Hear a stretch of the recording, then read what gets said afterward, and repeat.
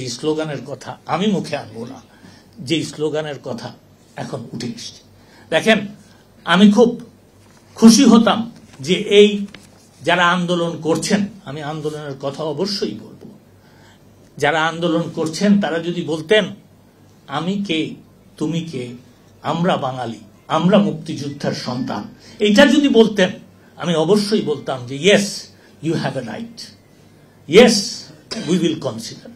কিন্তু দুঃখের হলো আজকে এই ইন্ডেমনিটি অর্ডিন্যান্স, এই 15ই আগস্ট 1975, এই বঙ্গবন্ধুর কন্যাকে কারারুদ্ধ করা, এটার চেইন হিসাবেই আজকে তারা যে স্লোগানের কথা আপনারা বলছেন সেই স্লোগান দিতে সাহস পায়।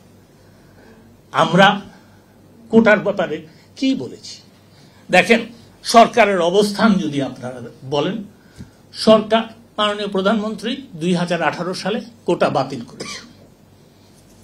কোটা তো বাতিল করেছেন মাননীয় প্রধানমন্ত্রী।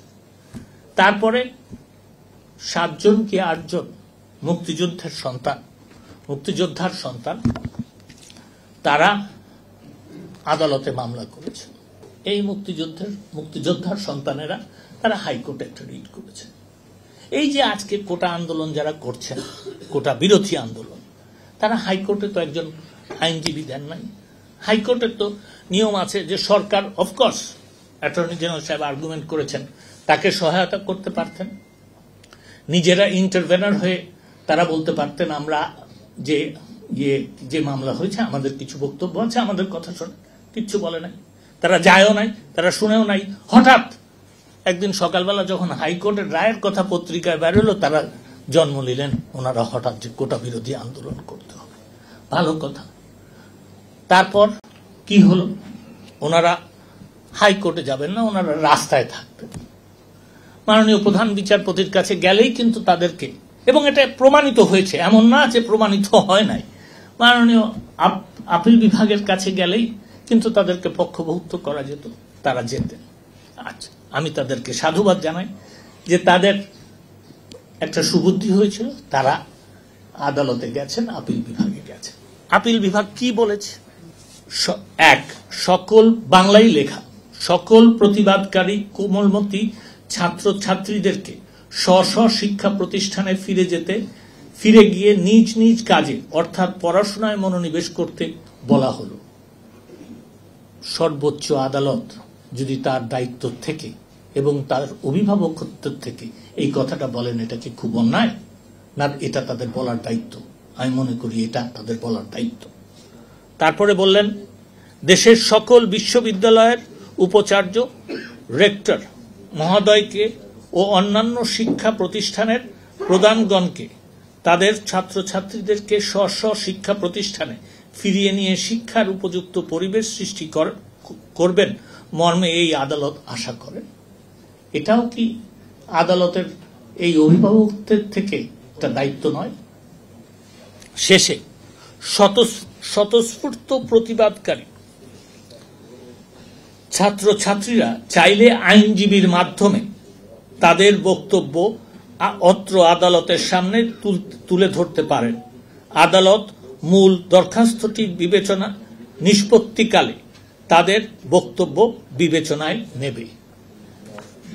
সর্বোচ্চ আদালত তাদেরকে এই আশ্বাসও দিচ্ছে যে আমরা সব পক্ষ শুনব, তারপরে আন্দোলন করার কোনো প্রয়োজনীয়তা থাকে, তারপরে কি বলা, যে স্লোগান দেওয়া হয়েছে সেই স্লোগান দেওয়ার কোনো প্রয়োজনীয়তা থাকে। আর একটা প্রশ্ন উঠেছে যে এটা তো সরকারের ব্যাপার, এটা আদালতে হবে না। আদালতে যখন একটা জিনিস গেছে, সরকারও অপেক্ষা করে যে আদালত কি বলে, তারপরে সরকারের পদক্ষেপ নেওয়া উচিত, নেওয়া হবে, এবং তখনই পদক্ষেপ নেওয়ার সময় হবে। আমরা আদালতের রায় পর্যন্ত অপেক্ষা করব। আমরা বাংলাদেশের সর্বোচ্চ আদালতকে সম্মান করব। আমরা সর্বোচ্চ আদালতকে সম্মান করে সর্বোচ্চ আদালত যে রায় দেয় সেটা বিবেচনা করব, সেটা প্রতিপালন করার চেষ্টা করব। আমরা সর্বোচ্চ আদালতকে পাশ কাটাবো না। আর এটাও আমার মনে হয় আজকে পরিষ্কার করা উচিত যে দেখেন, যৌক্তিক কথা জননেত্রী শেখ হাসিনার সরকার শুনবে, জনগণের যেটা ভালো হয় জননেত্রী শেখ হাসিনার সরকার সেটা করবে। কিন্তু জননেত্রী শেখ হাসিনার সরকার আদর্শ থেকে বিচ্যুত হবে না। সেই আদর্শটা কি? বাংলাদেশের জাতির পিতা বঙ্গবন্ধু শেখ মুজিবুর রহমান, বাংলাদেশের মুক্তিযুদ্ধকে কেউ কটাক্ষ করতে পারবে না, বাংলাদেশের মুক্তিযুদ্ধের চেতনাকে কেউ নষ্ট করার চেষ্টা করতে পারবে না, বাংলাদেশের বীর মুক্তিযোদ্ধাদের কেউ অসম্মান করতে পারবে না। আমাদের এই চেতনা নিয়ে এগিয়ে যেতে হবে।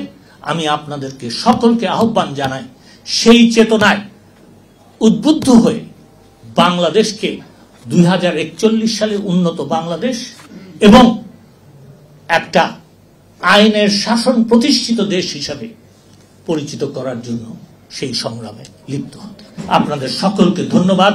জয় বাংলা, জয় বঙ্গবন্ধু। আমি কে, তুমি কে? আমরা বাঙালি, আমরা মুক্তিযোদ্ধার সন্তান।